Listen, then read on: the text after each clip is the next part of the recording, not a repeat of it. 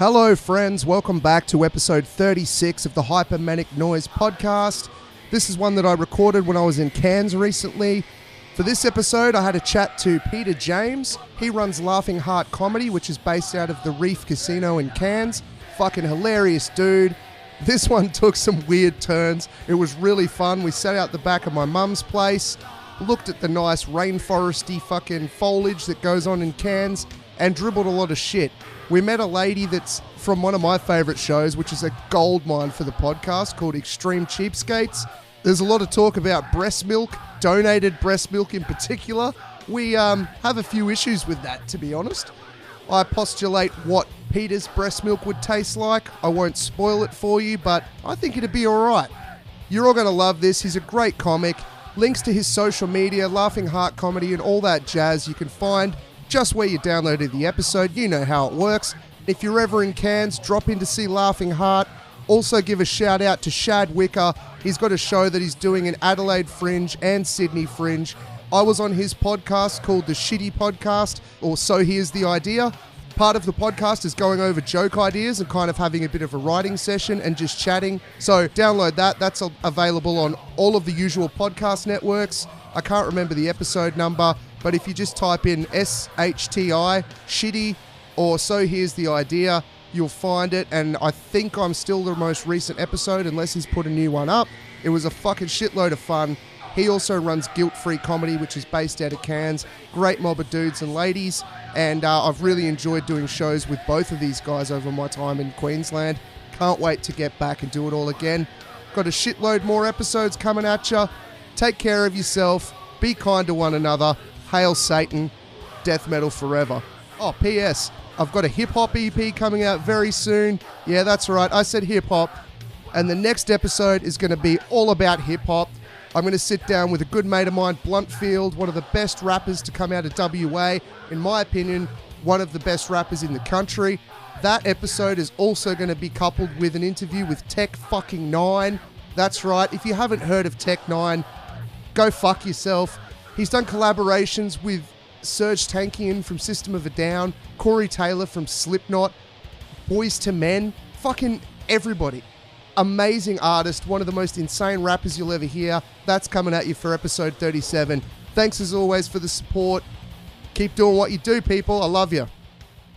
Podcast initiation complete. Warning. This episode may cause brain damage. Manic Noize. Okay, welcome back to another episode of Manic Noize, and I'm in sunny Cairns with Peter James. What's going on, man? Hey, it's good to be here. It's good to be here. I'm happy to be here. You're always here, though. This is a nice podcast environment. This is much nicer than the sort of studio vibe of some of the other ones. We're in this great sunny outdoors. Well, to be honest, though, there's a lot of theft in this area. I just wanted to keep an eye on the place. Oh, for realsies? Yeah. Wow, yeah, this didn't strike me as like a theft environment. I mean, unless you've stolen these 2 bags of potting mix. Oh, premium potting mix. How dare you? Sorry, I wouldn't want to undersell what type of potting mix you're picking up, Douglas. Well, when we were here at Christmas, we were watching a movie and went out for a cigarette, and there was a bit of, the steel Rio that they use in concreting to hold the concrete together. Someone was trying to break in while we were still up watching TV. Oh, well, that's not a good move at all. And then the olds went to where'd they go? America, and 2 days after they left, some cunt broke in, fucking went through the place. Well, it's quite a nice place, so I don't blame them. Yeah, well, I understand where they were coming from. They were obviously kids because they stole shit like cheap costume jewelry and then left laptops. Just that's why you wait until you're mature to steal. Yeah, exactly. Yeah. What was that guy? Bernie Madoff. He couldn't have got away with that. Well, he didn't get away with it, but yeah. No, you gotta wait. You gotta wait out. You gotta know what you're after. Yeah. There's this rapper from Perth called Complete. He's fucking awesome. Someone broke into his car the other day, and they took his cigarette butt tray with all the cigarettes. They took all them, and a couple of coins. They left a bunch of CDs, but they left a dead bird on the passenger seat. When you say left, like it wasn't in there and they didn't want to take it, they brought it and left it. Yeah, it wasn't like Dumb and Dumber with Petey. It was yeah, right. It was a BYO bird situation. Yeah. Like, I was going to say, well, like, I wouldn't have stolen it either, and then I realised you meant left as No. Yeah, sorry, I should have been more clear. No, they that stole was this stuff and left the real valuable. But how many criminals give you a gift? Exactly. I kind of like that. Yeah, no, it's a good approach. If you're a criminal and you were breaking into a car, what would you leave, Douglas? I'd like to... Is it someone... It all depends on the context. If it's a random person, like a calling card, something a bit serial killer-ish. A motif. Yeah. Just something written in runes or in hieroglyphs that says Peter James did this. Yeah, just a link to all my socials. Yeah. Shad Wicker, not great, not shit. September 5th. Start plugging his show at your crime. Oh, shit. How long have you been doing comedy here, man? Well, it's coming up to just over 5 years, I think, but that's 5 Cairns years. Yeah. So it's like reverse dog years? Pretty much, yeah. So I'd probably equate that to a couple of consistent years. Yeah. Whereas like those first few, it's like you take them where you get them, and but now that there's a scene, I'd say a few years now. What's crazy just to have been here in December and then to be back 8 months later or whatever it is, and to see the improvement in some of the guys here, and that even Richo, he was good then, but the material he's come up with since I was last here. I keep talking about that fucking Men in Black joke, but that's so good. And I don't think young people get how good that is. It's pretty good. We were there. I was there when the conception of that joke. Yeah. When he was outside, he was just talking, and everyone's like, "You should write that down. That's pretty funny." When he comes to singing it, that's great. Here comes people in clothes. Galaxy, no gender. I loved it too because Perth is so that at the moment. Yeah. And, it's just, it's getting gross. Gross. The whole safe room thing that's starting to pop up there now, it's like, get fucked, really? Yeah. Really? Like we used to do a room at a gay club, and they would tell all the acts, you can't make any jokes about the gay lifestyle. And that included gay people that were on the bill. And one of the dudes, his name's Ian Staunton, absolutely hilarious.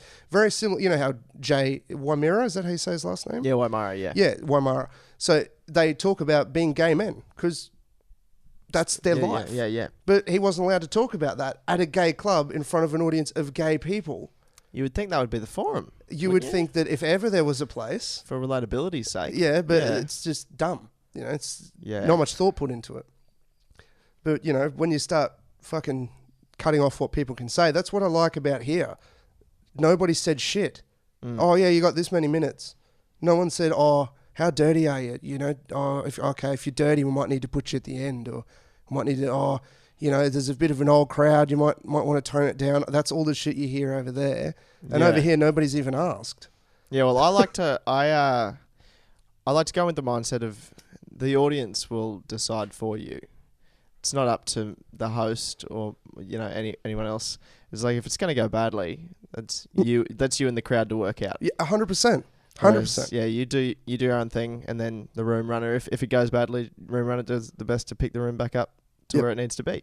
But yeah, I wouldn't say, oh, don't do that. I say, well, it's an open mic. You go figure it out. Yeah. And there's one act I've seen since I've been here. I won't name names, mostly because I've forgotten it. But I can tell there's the different stages of stand-up where, especially if you do the sort of stuff that I do where it's really offensive, people early on really, it's like they're pushing buttons just to push buttons rather than try to be funny. And then, Yeah, a lot of people go through that sort of thing. A lot of people do. I don't know. You've got a very... Your act is, there's rude stuff to it, but it's also palatable. Yeah. I don't tend to get too blue. Back a couple of years ago, there was a stage where there was the only things that were kind of coming to mind were a bit on the nose, but now I just growing anyway as a person, as a comedian. Those thoughts haven't been there, so it's just been just whatever I'm doing at the time. Yeah. And now at the moment it's sort of more abstract shit. I'm trying to. So this is the downside. We've got a fly attacking you. Yeah. Welcome to Queensland. Yeah. Trying to record a podcast, being attacked by a flying fly, as they are named. Well, it's interesting because I know for me and most comics that I've worked with, they're all fucked in the head. Mm. Now, I don't know you very well, but you seem sort of normal. Yeah. Yeah, which is odd. It's a bit of a... it doesn't help. Yeah, no, I think I'm relatively well adjusted. I haven't had a lot to complain about. Yep. So, in that sense, I've been pretty lucky. So we'll wait until something happens and then we'll check back in. Yeah. Well, But if you ever have any murder shit or any of that going on, like if I get checked in anywhere, Douglas, then I'll come back to the only saviour that I know. Well, it's just interesting because for me, learning to be funny was never about being funny. It was always a social anxiety thing of not feeling comfortable. Yeah. And if I made fun of myself first, I beat you to it. Then I made everyone laugh. Then everyone liked me being around because they were all laughing. Yeah. And this started in grade 2. So I always find it interesting. We've got also, if anyone listening hears, there's a neighbour's kid that loves to express himself verbally or autistically. We haven't quite looked at it. I thought that's where you were going. I was, but I was afraid they'd hear me. But I'm always interested when I meet quote unquote more normal people, how they ended up writing jokes and being funny. Like, how did you get to being on stage telling jokes? I've just always loved comedy. It's never been much of a defense thing from me. Like, my dad's quite a funny guy. Kind of to his own detriment at points, but he's quite a funny fella. So we'd watch a lot of stand-up, and he'd always take me to stand-up shows, and it was more just a gradual development of a love of stand-up and comedy as a whole. And then in high school, there's a competition called Class Clowns, run through the Melbourne Comedy Festival, and grade 9 I entered that for the first time, but as part of an assignment. So we had to create a sketch and perform that.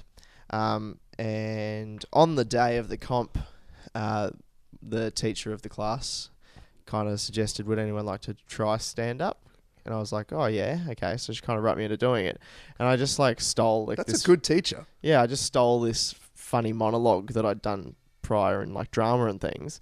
So I was just ripped. But anyway, I ended up getting through. But you ripped yourself? No. But I didn't realise at the time. I didn't realise I was in grade 9. Yeah, yeah. But anyway, I got through, and then after that, I was like, oh, wait, you're not supposed to do that. So I wrote a set and then failed at the state final. And then we just did that a few years until I made the national final, performed there, and then after high school finished, then all the singing kicked off here, and I just kind of naturally joined in. Did anybody give you feedback when you went through Class Clowns and said, hey, is that material someone else's? Or did you work that out yourself?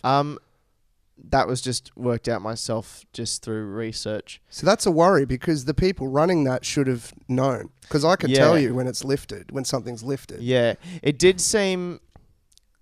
I think it could have came across as myself, because it wasn't... It was just about dogs and cats. Okay. So there wasn't any crazy out there thoughts, and then I just kind of converted it into what I thought was more stand up. So I think it might have slipped under without them realizing. And then I was in research after that was going, oh no, you can't do that. So and also you were approaching it as a year 9 kid. Yeah. So that you've got that set of eyes on it, so it doesn't look like somebody the same age as whoever you got the idea from. I can't even remember who the judges were, but they flew up Matt O'Kine before, right. But that was prior to all the Triple J stuff and things. Yeah. So that was interesting. That's cool. There's a pretty good program actually, Class Clowns. There's some pretty good good comics that get involved and help out emceeing and giving feedback and notes and things. It's really nice raw. Yeah. That's essentially what it's like. Really kind and friendly. Raw's the opposite of that. Yeah, it's pretty cutthroat. Raw's fucked. Yeah. Yeah.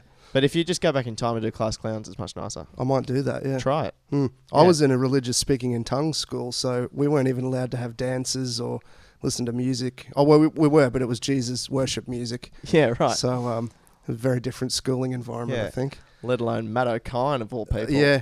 I'll tell you what, I like him. He's good act. Yeah. But if I was in a room with Chris Rock, I wouldn't be telling him I'm a good comedian no matter who I was. That was so tough. Oh, dude. And you could tell as each word came out of his mouth, he was like, fuck, why'd I say that? Instantly. Oh, we're going to play one of his bits. And then they played a 30-second bit out of context, which is terrible. And I know they picked such a bad bit to choose as well. And they did it on purpose. Because I've seen him live in Melbourne, seen his show, and he's a great comic. But it's like, yeah, you never want like a radio production team to just like pick a random 30-second snippet of you talking about vacuum cleaners to Chris Rock. You're like, oh, just like, it's so much worse as a comic to watch that and go like, oh, this is a train wreck. But I think his host did that on purpose. Oh, yeah, for sure. Which is, that's good radio. That's what you got to do. It's phenomenal. But yeah, no, I mean, I'm in a lucky position where I get to meet a lot of cool people. And, you know, I interviewed the drummer from Slipknot the other day. And that's fucking cool for someone into the music I'm into. But I would never start bringing up my band that he's never heard of. Yeah. It's just... And you could tell I felt so... I got knots in my stomach watching it because you could tell he was starstruck. And normally he's on the radio. He's not the one to get starstruck. But there's always that one person. And for me, it was Bill Burr. When I met him, I made a complete tit of myself. Oh, please tell me. So he was meeting people after his show in Perth, and the Perth show was sick. Like there was this was prior to the Black and White special, which I can't... That's phenomenal. Yeah, I forget the name. I've got it on vinyl too. I love it. Oh yeah, I can't even remember. Oh shit, whatever. Everyone knows what it is. So I met him, and I had a Lamb of God shirt on, metal band, and he goes, "Oh dude, Lamb of God, they're fucking awesome. How good's the drummer? Have you ever seen him live?" He starts having a genuine conversation with me, and I was not prepared for that at all. Yeah. So I just froze. And then, oh yeah, man, you know, I got to meet him backstage, and I don't know what I said, but we chatted for a little bit, and it just felt so forced on my end, and he was just being a normal dude. And then got a photo with him, and I said, "Hey man, I'll see you when I'm supporting you," and shook his hand. As in...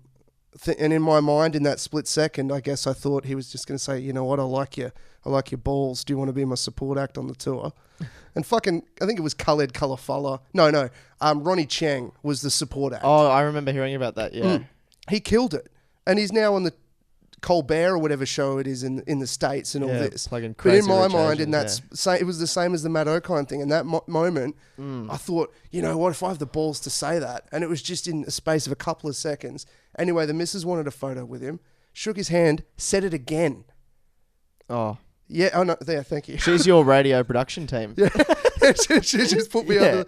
But the best part, we walked off, and I was so embarrassed. And I said, I'm so, like, I wish the world would just swallow me up. This is fucked. I can't believe I made a tit out of myself. Because I've met so many famous people in the metal scene. I never go fanboy, but I fully went autistic fanboy. What did he say? Oh, just nothing. Oh, yeah, man, take care. You know, just brushed it off. Was a gentleman about it. Because he would have been aware of how embarrassing I was. I think he could see 5 minutes into the future. That guy's going to feel awkward later. So as we're walking off, I'm saying to the missus, "Oh, I'm so embarrassed. That was the worst shit ever." And she goes, "Don't worry, he won't remember you." And then it's like the best insult I've ever had. Because immediately I felt better. Because it's like, he's met 300 people tonight. He won't remember me. Yeah. Also, if I ever get to support Bill Burr, that's a cool story I can tell him when I meet him then. It's like, you know what? I was such a tool that I actually said that. That I actually predicted. But I kind of have to make it happen now, or else it's just going to be sad for the rest of my life. Yeah. Now that's cool. But yeah. Who else do you think would, like, if you met them, it would be a lot? Probably Rogan. Just because of my affiliate, I've been in the martial arts for years and things like that. But I'm really good with it. The only other person would be the singer from Judas Priest. I'd fuck him because he's gay. And I'm not gay, but just out of respect, you know? Yeah. He wrote some cool tunes. I think if I'm ever going to experiment. Yeah, for sure. Out of homage. Yeah. Yeah, for sure. When I went to see them in Sydney, the missus was actually worried because we were going to get backstage because I know promoters and stuff. And it fell through at the last minute. But she was actually worried that I would suck him off or something if I met him.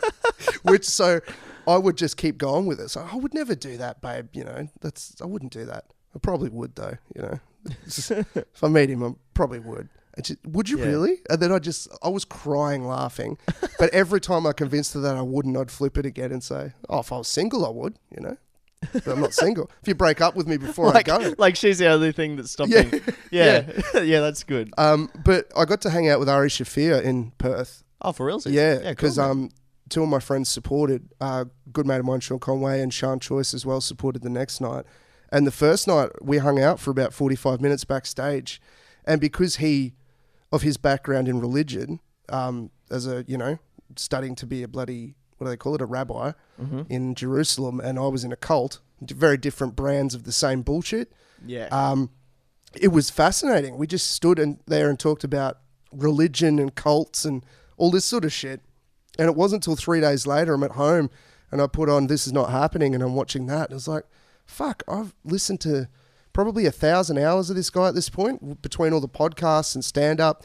And I was hanging out with him and at no point did I beg to be his supporting act or be a wanker. So I was actually pretty happy with that. No, it's cool. But it's tough, eh? Yeah. It's so tough to just drop that. Yeah. But it's good. Like once you get to comfortability, like I get everyone that I've opened for up here, the only person I haven't been like jittery about just hanging out with, because you just don't want to be that comic that's guy. Like, hey, I just want a couple questions about comedy. You just want to be able to chill. The only person that I wasn't really jittery about was Luke Heggie. Yeah, because he's like so calm and relaxed, you can't help but be. Yeah. But everyone else, it's just that first initial meeting, and you're just like, okay, don't be a fuckwit, don't be a fuckwit, don't be a fuckwit, to where you kind of, I'm a fuckwit because I'm trying not to be a fuckwit. Yeah. You got in a fuckwit loop. Yeah. Yeah. What's the psychology thing with an addict? How are you going to stop yourself from drinking? I'm just going to say don't drink. So all day you're going don't drink, don't drink, don't drink, don't drink. Half of what you're saying is drink, drink, drink, drink. Yeah. And then Heggie's cool. Yeah, once you get to that point of and you forget once the seal's broken, then it's fine. But that initial like, oh shit, don't be a wanker. Well, I did the Perth Comedy Festival. There's a show, The Nasty Show, which is just all filthy material. Mm-hmm. And I was up there and I was getting ready on the guitar, warming up, and fucking Dom Herrera came in. Oh, wow. And I'd been listening to him the day before on Joe Rogan's podcast. Yeah. And I'm looking at him going, get fucked. And then, I'm not one to toot my own horn, but I'm pretty decent on guitar. So I'm just doing some lead stuff and just warming up. And then he starts giving me compliments on my guitar playing. And then I immediately turn into, sorry, man, I fucking hate musical comedy too, so I know where you're headed. He's, nah, dude, it can be done well. You're a fucking good player. You ever listen to Prince's guitar playing? So then I'm sitting there having this conversation about Prince, how good his lead guitar work is, different Prince songs. We're talking about different Clapton and all this sort of shit with fucking Dom Herrera. And again, that one, I was that in my own bubble, sort of in that autistic zone before my gig. He kind of broke that, which was great. And then I'm in this genuine conversation with Dom Herrera. Yeah, that's awesome. And it took me out of my own mind, and I had a really good gig because he broke me out of that terrified moment I was having before my set.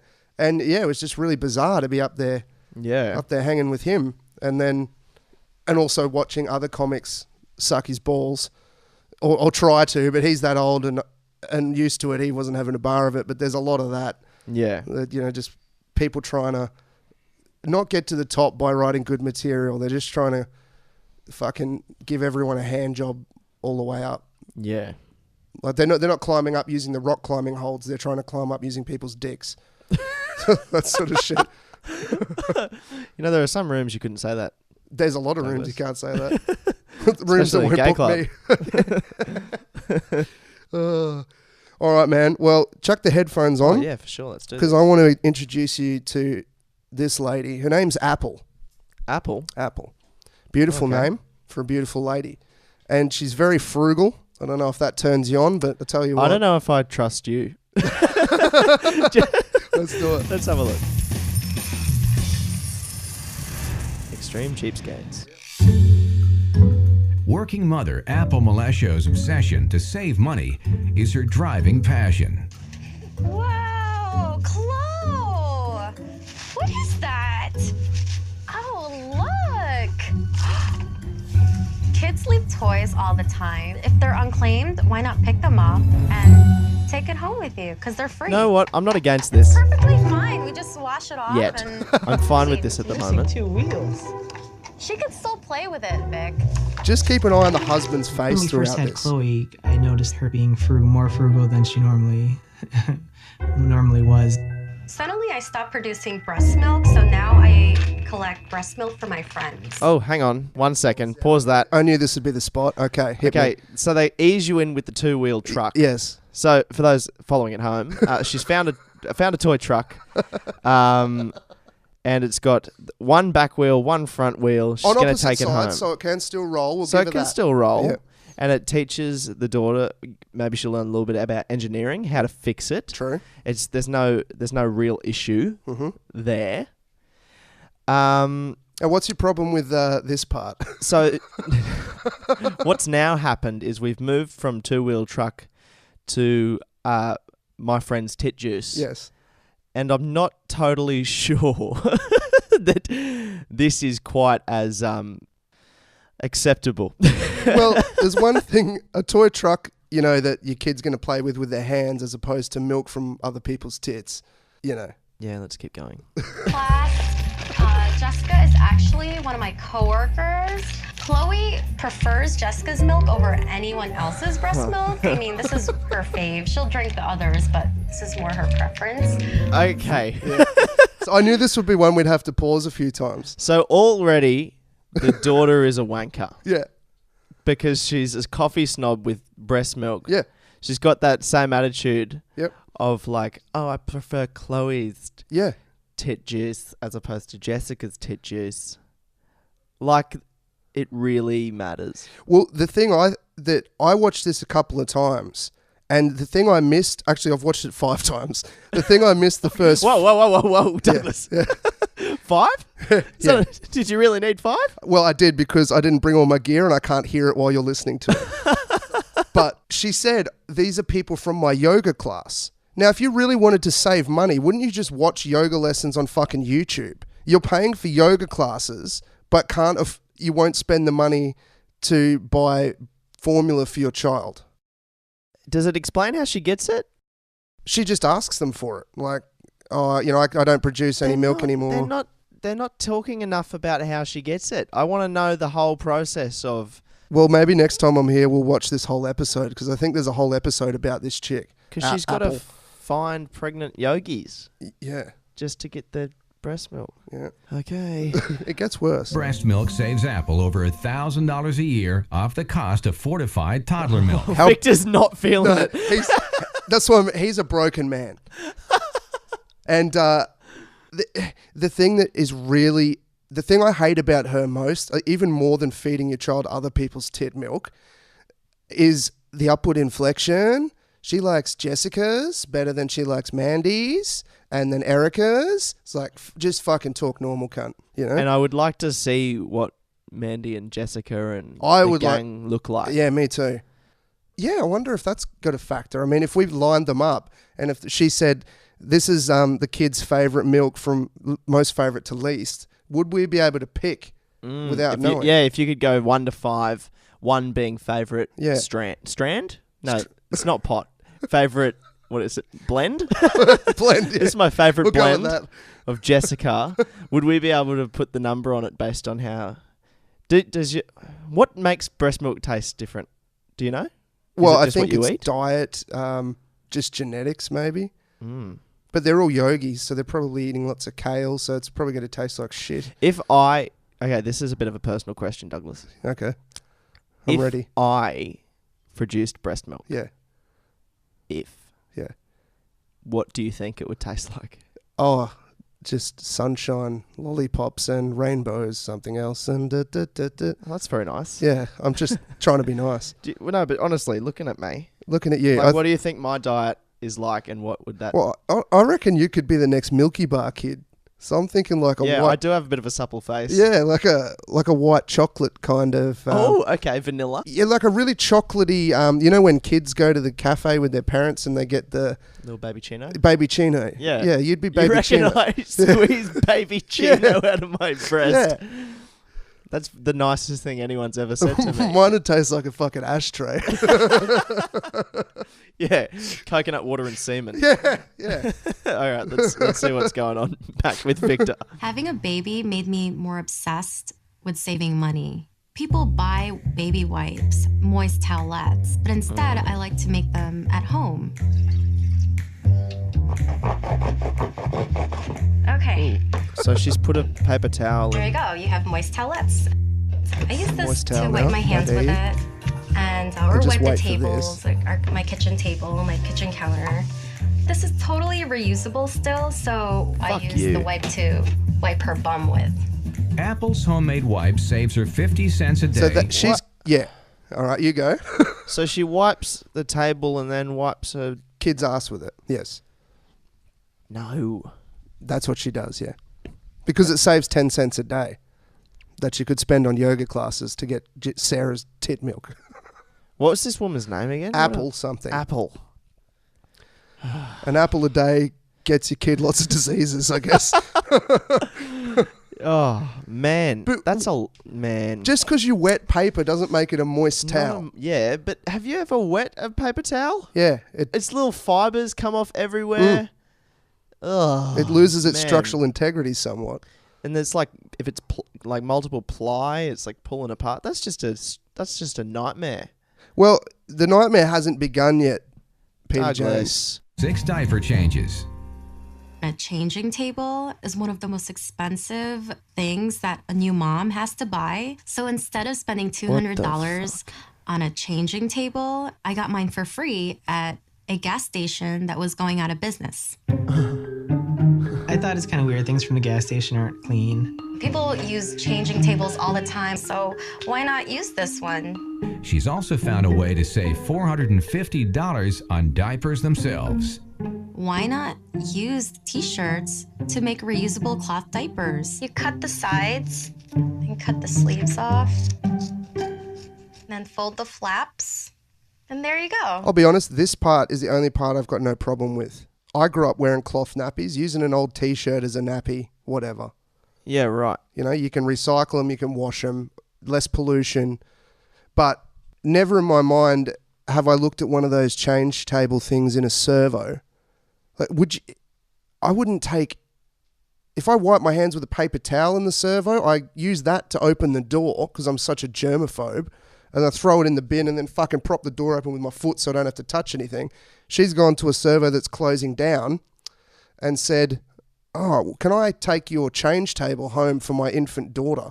However, I would be curious to know how she sanitized it originally, because that could make a huge difference in how I feel about this. She used those moist towels that she handcrafts, I'm sure. Okay, yeah. Based on her cleanliness from previously, then it's probably not a great idea.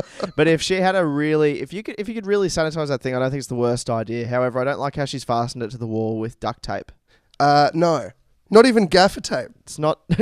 Yeah. Gaffer tape, I'd be like, okay, gaffer tape. If it was can fix- maybe a bit more structurally sound and I could know how it's cleaned, that I actually think I could get around. There's only like a couple of things in this that I'm not totally on board with. And Well, that's the end. mostly the Yeah, that's towelette. The towelette. The towelette situation, I find that a bit bothersome. What was the first thing she The did? tip milk.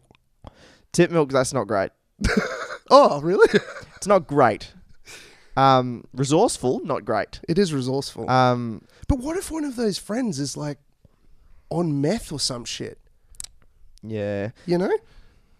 Well, How carefully are you vetting Jessica's tit milk or whoever it was? Yeah. That is a good point. At least you can kind of control. With formula, I mean, it's... I don't know enough about breast milk. Oh, really? However... Oh, fuck. Well, you can go home. That's the only reason I had you here. Welcome to the Breast Milk Podcast with Douglas Harvey. But yeah, there's a lot to deconstruct. There's a lot going on in my mind. Because yeah, you'd have to know that your friends, fellow yogis, are treating their bodies with enough respect that there's not going to be heroin in the milk. Which nothing ruins a bit of lactate. No, like heroin. Yeah.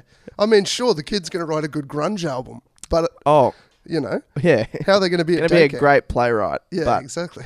But not... Yeah, there's a lot going on in that, but I do think a few of those things are okay.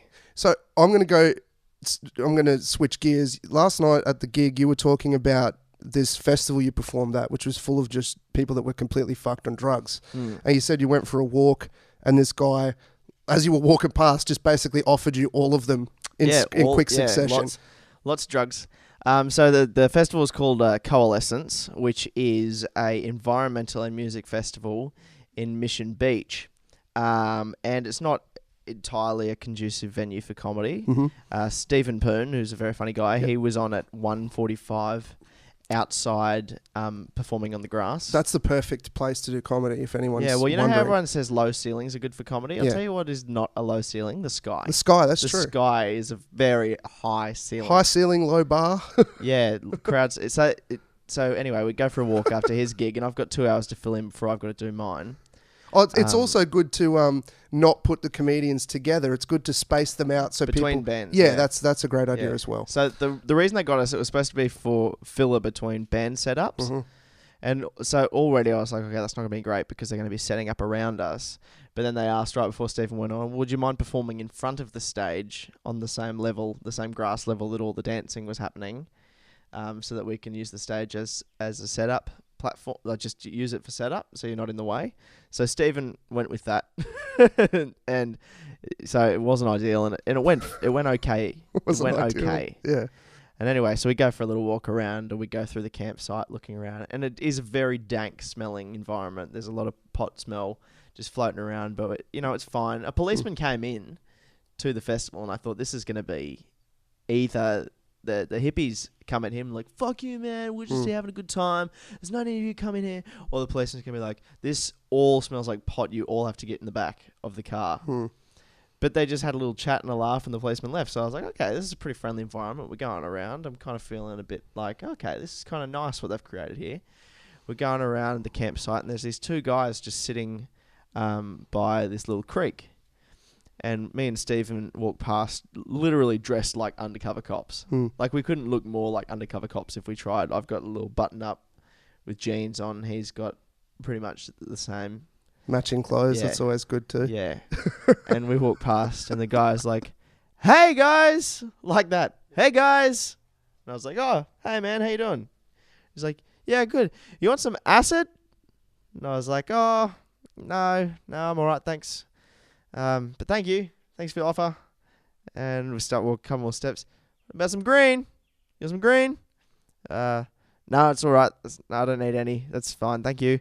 Benzos. You want benzos? Do you know what benzos are? This is why I'm asking. I've looked it up now. Okay.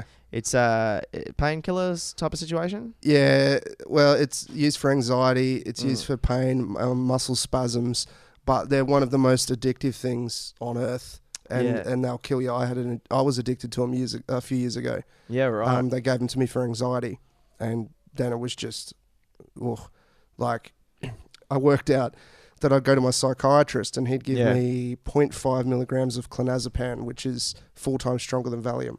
But I'd go to my GP, he'd give me 2 milligrams, so 4 times the strength, and he'd give me a bottle of 100. And they're supremely addictive. So it was at the point where I was taking, like 24 Valium a day, essentially. Wow. And this is just after my friend killed his partner, and I had to turn him in, and I don't know how familiar you are with that story. No, I've briefly heard it, but I need to go over it. Yeah, well, basically, she wanted to die, talked him into killing her. She'd asked her ex to kill her, family members to kill her in the past. She was very unwell. They were living in isolation, taking lots of acid, so lucky you said no. And he did it. But anyway, yeah, so in the aftermath of that, to manage my anxiety and all that shit, they gave me these benzos, which is why I was so fascinated that somebody would offer them at a festival, because there is nothing worse to be on at a festival. Yeah. Yeah. It's like taking sleeping tablets at a festival. Well, it's a pretty chilled out festival. It's an eco-fest. Like, well, but that might be the perfect occasion. There was a literal tree planting ceremony that morning. Oh, okay. Where 500 seedlings had been planted in the sweet, lush soil of Mission Beach. I'm going to take back everything I said because I think I would need benzos to handle the pretentiousness of the people at that It festival. was a pretty Caucasian experience. yeah, I To say can the imagine. least. But Let's anyway. plant 50 trees to make up the 150 years we've abused the native Yeah. people. Yeah, well, I was like saying to people, and they're like, "Oh, you're going to Mission Beach? Like, it's going to be a lot of pot, right?"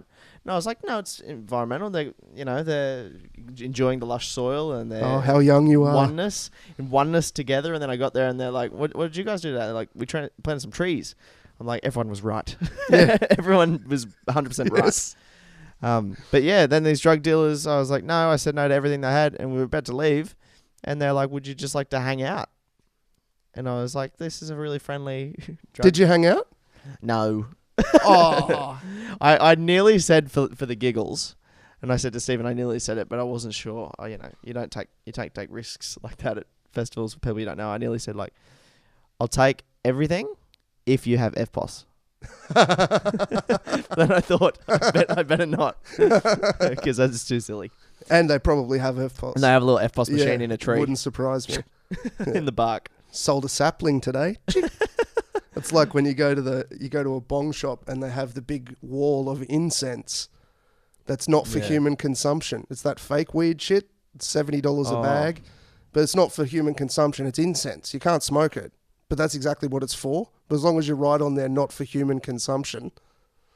Like, okay, cool. Yeah, there's some mad dodgy shit in those stores. Hey, That shit is awful. yeah, the synthetic stuff. I've heard bad things. I'm not much of a psychedelic adventurer myself. That's good. Based on, there's a lot of factors. You here want to that you keep can tell. that It's good. milky bar tit milk. I in want my chai latte breast. Babyccinos. But I've heard some pretty bad things about all that synthetic stuff. Yeah. Have you dabbled? Yeah, in Not my good? times a few years ago when I was still very unwell and give you a bit of an idea. So my mate did that, killed his partner or whatever in 2010. The trial wasn't until 2014. So hung over my head all that time, and then in 2014 had to fly back from Perth to Rockhampton and memorize. Well, I chose to memorize my statement because we were talking online. I had 45 pages of exact word-for-word confession. So as a citizen, as a human fucking being, I thought it was my duty to know what was on that. So I memorized it, and because of how my brain works, I can't get rid of it. So it's every detail still there of each one of those 45 pages. Wow. And a lot of it's not very nice, and a lot of it I've never told anyone but the cops and on the stand, because I don't really want to put that in other people's heads. Yeah. But after that, I basically was just trying to die by accident, I think. Yeah. And right. I tried some of that, and fuck me, I was that terrified that I left my body, and there's no other way to explain it. It's like how they explain the Big Bang theory. So it was like I went back to the Big Bang. So I'm sitting there, and within seconds, it's just black. I can't feel anything. All that exists is my consciousness in an expanse of black. And then I basically experience a universe being formed. And as I come to, I realize where I'm at. I'm broke. I'm sitting in the fucking garage. I'm smoking this fake weed that sent me to the Big Bang. At that time, I was smoking lots of pot or dried out pot resin from the bottom of the bong. I was going to smoke that, which is always classy. Yeah, that's a good spot. But I'm realizing all this as I'm coming out of this fake shit, and I'm like, what am I doing with my life? What the fuck am I doing? And I just burst into tears and just cried and cried and cried. Because I was just like, it was this huge, and while I was still tripping balls, I tipped it all in the bin, fucking smashed it, and like, Yeah. yeah, it was that crazy. It's one of the most intense things I've ever experienced, and you could buy it over the counter. Yeah, that's And I can bonkers. see why that should be not fuck that. Like, you're better off if you've got your 15-year-old kid and you catch him smoking pot, that's not great. But if you catch your 15-year-old kid smoking that shit, there's a potential they're going to go completely schizophrenic and completely lose their mind and cease to be. I think it's evil, that shit. Yeah. So stay away from it. I can see you want to try it. You're getting excited. No, you've confirmed all suspicions there. Well, it is what it is. It's basically this premium potting mix we keep going on about. Bit of a plug. Premium potting mix, my new sponsor. It's basically some of that they just spray with chemicals, and then the government changes what's legal. So then they just change one molecule of what's on it, right? And it's just a game of catch up constantly. And yuck. Yeah. I would prefer heroin in my breast milk because, there's something to heroin. You know what I mean? Certain amount of distinguished. No, it's not that. It's just I would never done it, but I look at all the good music that was made with people on heroin. Yeah. How hard it is to get off, even though it can't kill you coming off it. You can die coming off alcohol. You can't die coming off heroin. And all the good comedians that were on heroin, especially in the 90s and 80s, and the stuff they were writing, it's like there's something in it. It comes with a cost, and it's a cost I'm not willing to pay. Yeah. But it's interesting to me. Yeah. It's almost like for the price of really good art, it's like some of you guys are going to take the fall for it. Yeah. For us to find it, some of you guys are going to take the fall. Like Mitch Hedberg.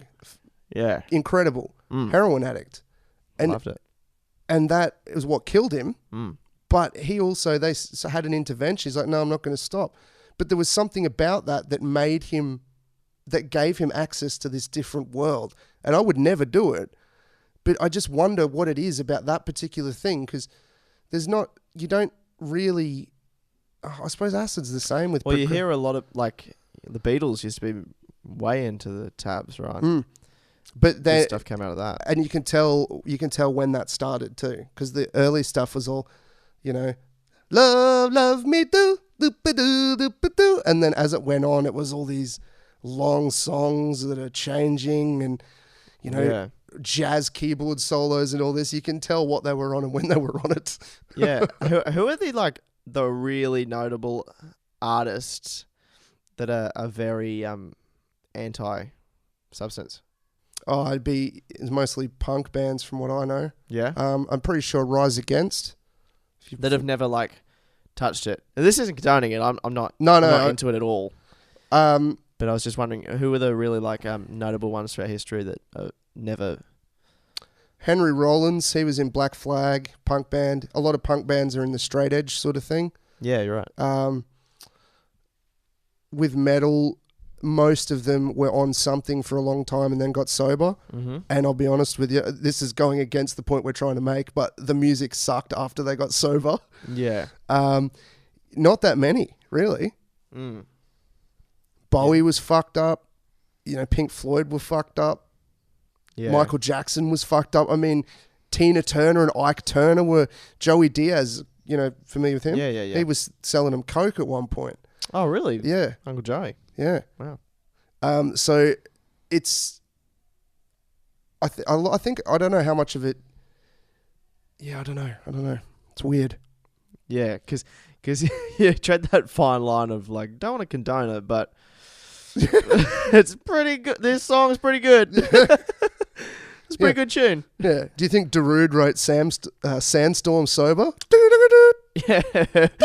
Woke up at night, bloody sparrows fart, 6 a.m. Kale smoothie. Make myself a coffee. Babyccino. Get that going. Have some cereal. Time to make Sandstorm. Yeah. Or The Prodigy. Yeah. Completely sober, Yeah, there's got to be something going on. But I wonder if there's a way we could find an alternative. Something else that can spark those points in your brain that can bring that I think creativity. meditation can. Yeah. Because I've reached points of sort of almost tripping from meditation. Have you ever been in a float tank? No, but I'm interested. Oh, I've tripped in one of them completely sober. Yeah, right. Just from the point of where I got in control of my breathing and everything, because the water's the same temperature as your body and everything. At a point, you lose sense of where your body ends and the water starts. And so you think it's worth looking into? Oh, fuck yeah. For me, because I've got a spinal injury with the chronic pain and everything as well. But some people hate it because my mind goes so fast because of the ADD and all that shit and the bipolar that if I'm in the wrong frame of mind, I'm trapped in a coffin for an hour. But if I'm in the right frame of mind you can actually sort a lot of shit in your head out. Yeah. Joke ideas, things like that. You'll go over bits. It's really good. But you can also, they have different music playing which stimulates your brain and stuff like that. But at one point I started to see, I had my eyes closed, but it was like the Aurora Borealis or whatever. It's like full color. Like Northern Lights. Yeah, type that sort of situation. stuff, yeah. So just from the state I was in, from the meditation and being in the tank. Yeah. I've always enjoyed that that binaural music. That's the stuff they use. Yeah, like when I do some writing, or if I'm trying to sort through paperwork and things, oftentimes when I put that on the background, I find it quite helpful. So maybe it's worth looking into. Yeah, there's one on Anderson Street here in Cairns. Oh, Anderson. The Float Studio, I think it's called. So shouts to the Float Studio. Shout out to Anderson Street as well. Yeah. Oh, Anderson Street. What a street. It's a good street. What a street. It's got Brothers Leagues Club on it. Fuck. It's pretty good. Jim Jeffries played there. When? Last year. No shit. He was working out bits for his show. Not the latest special. I think it was bits for the late show that he does, the talk show. Yeah. And it was at Brothers, but we had a gig, so I didn't end up going. But it was just bizarre. We've had a few bizarre people come to Cairns in the last year. We had Jim Jeffries. We had Elton John at Kazali's. I remember that. Yeah. So we had Elton John, Jimmy Carr recently. Jimmy Carr came up here. Jimmy Carr came to the convention center on that the Ultimate Golden Hits tour or whatever whatever it was named. And then there's like the usual. Like we often get Ross Noble. Ross Noble comes up here. Oh, he's an Australian comedian at this point. Oh yeah, well he's married. He married an Australian. I didn't realise that. So did Arj. Yeah. Oh yeah, Arj is here now. Why wouldn't you? It's a great spot. Yeah, it's a great island. But I was standing next to Arj, is one of the biggest influences I had as a kid. Mm-hmm. And then I was getting ready for a show, and in autistic pre-show mode. And then I look up and I'm standing next to Arj, and he's getting ready for a show in the same venue at the same time. Oh wow! Needless to say, our show didn't sell very well. And most of our audience were people that went to see him, didn't realise it was sold out, then came to see us, and were already pissed off about the whole experience before they walked in the room. Yeah, wow. But man, I'd love to be a part of the scene here and live here, because there's a lot of benefits. There's a lot of drawbacks, but there's a lot of benefits as well. Yeah, well, I always say to Shad and things, like what we lose in exposure to other artists and I guess regularity of performance, we gain in stage time. Yep. And stage time in a multitude of different environments, luckily, because we're so close to so many like regional towns, like Shad and I did this thing called the Great Northern Comedy Tour last year, not sponsored. And just went to you can just book a place. That's why I don't get a lot of people when stand-ups say like, oh, I'm not getting like booked anywhere, or I can't get a spot anywhere. It's like you can just do it. You know what I mean? Like it's one of the, like if you're an actor, you've got to wait for someone to write a script and cast you. If you're a stand-up, just book a place. Yeah. What's the worst happening? No one comes. 2 people come. You could book in a small town somewhere and a handful of people come, but you're going to get an hour of stage time. And how much better you can get in an hour based on 3 minutes to a room full of comics, I think is valuable. You're 100% right. That's exactly what I'm doing when I get back to WA, is booking regional shows and shows that are 30 minutes to 45 minutes from the city centre, that people aren't going out, they're not travelling that far.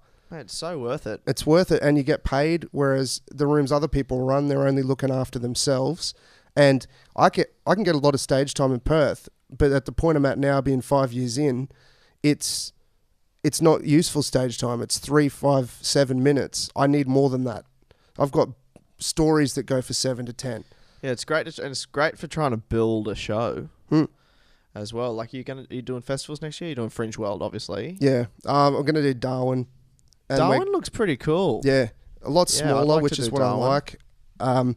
And we're gonna do a Queensland tour.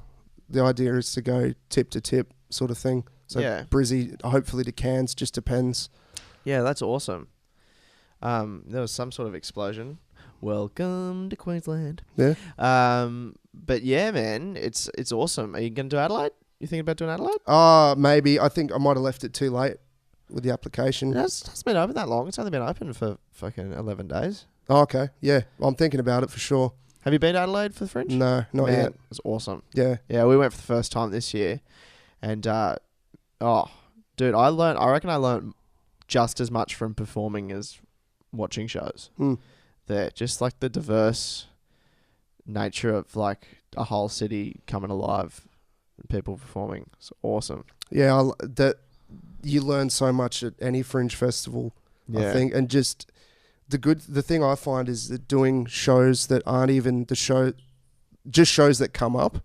Oh, we need someone tomorrow. Are you keen? Yeah, cool. So then tomorrow I'm on a show that I wasn't planning on doing. Yeah. And you just end up with, I'll be on one show and then I'll have another show later in the night around the corner. So this year I had one show and then the other show was like 400 meters away. And it was completely different crowd, different set. Yeah. 400 meters from each other on the same night. Completely different experience. Yeah. And it's something even in a big city, you don't really... there's certain nights you can pull that off, but a lot of the time you can't. But during Fringe, you can get 4 shows in a night if you book it right. Yeah. It's just awesome. And just the people you meet. And if you're just willing to throw yourself into stuff and just accept things, then, man. If you drink and you go to the artist bar, you're going to have a good time. Oh, man. Because Perth seems to be very similar in format to Adelaide. From what I understand, yeah. Because you've got the garden, you've got the pleasure garden. Pleasure garden and... the Noodle Palace, and there's like the little hubs all around the place. And there's a like a fringe club sort of thing. Yeah, the Budgie Smuggler. Phenomenal name. Yeah, that's great. But yeah, good night, man. Fringe club in Adelaide is so good. Yeah, when it's like just artists get in with a +1 if you bring someone, and just dude, so it's good fun. They tightened that up a bit this year in Perth, the +1. Yeah, which I know why, because we would, or not me, obviously. Other people that may look like me, but you'd go in with your artist pass and your +1, and then you'd go out and get someone else and bring them in as your +1. Yeah, but we would only do it for good friends and things like that. But people were bringing in lots of dickheads, so they really tightened the screws. How'd they tighten it? What did they do? I don't know. I didn't actually go out to any of the shows this year because to any of the after party. I didn't go to the pub. The bar at all because I don't drink for one, and I was working 2 jobs, both with special needs kids. So being out 5-6 nights a week as it was, the last thing I needed to was to be on the piss in between working with special kids all day because that's quite taxing in and of itself. But yeah, I missed out on all the fun of Fringe this year aside from the stage time. I didn't get to do any of the... Yeah, did you have good shows? Yeah. Yeah, awesome. Yeah. The nasty show is always good. Definitely, if you've got any dirty material, that's the place to do it. You can. The whole premise is to be as filthy as possible. So it's the audience is in Jim Jeffries mode when they walk in the door. Yeah, right. So Richo, for instance, would be great for that. And then there's other shows. We did this Pandemonium comedy showcase, which was just a bunch of different lineup, similar to some of your guilt-free pro shows that happen here. Different lineup, different venues, and we all got paid. We got paid well. The crowds were good, and that's the kind of show too. If you guys ever want to come over and those shows line up with your dates, you could just jump on. And it's a piece of piss. Just hit the comedy hub up. There's open mics. There's plenty of stage time. Unfortunately, 5 minutes generally. Yeah. Which is what I think. Fuck, if I moved here, I'd get so much more stage time. It'd be sick. Yeah. But I get a lot at the moment, but it's not accumulative. How do I put it? It's all 5, 5, 5, 5, 5, 10, 5. That's great, but I need 25, 30, one spot of that, not 10 spots adding up to that, if you catch my drift. Yeah. Yeah, all right, man. Well, we're getting close to the end. We've talked about some important issues, I think. We've talked about potting mix, premium potting mix. Yeah. Well, it's good to get premium and not synthetic potting mix. It is. Is what we've learned. We've learned, yeah. You want premium potting mix if you're going to go for potting mix. Yeah, synthetic will send you to the Big Bang and back again. And you will. That's full on. that was full on. You will regret all your life choices. Yeah. Babyccino tip milk. That's good. That's your URL, your website. Hashtag. At. Babyccino 10 milk. How can people find you, man? Facebook, Peter James Comedian. Instagram, Diabetes. Because I'm a diabetic. Yes. So DIA. I couldn't work that out. PETEES. Okay. I got a website, Peter James Comedian. And you run a that's pretty room. much it. Oh yeah, that's right. Yeah, probably it's should mention that. important Laughing Heart Comedy in Cairns. If you're a audience member and you want to come, it's doors open at 6:30 in the casino, Cairns Dinner Theatre in the casino.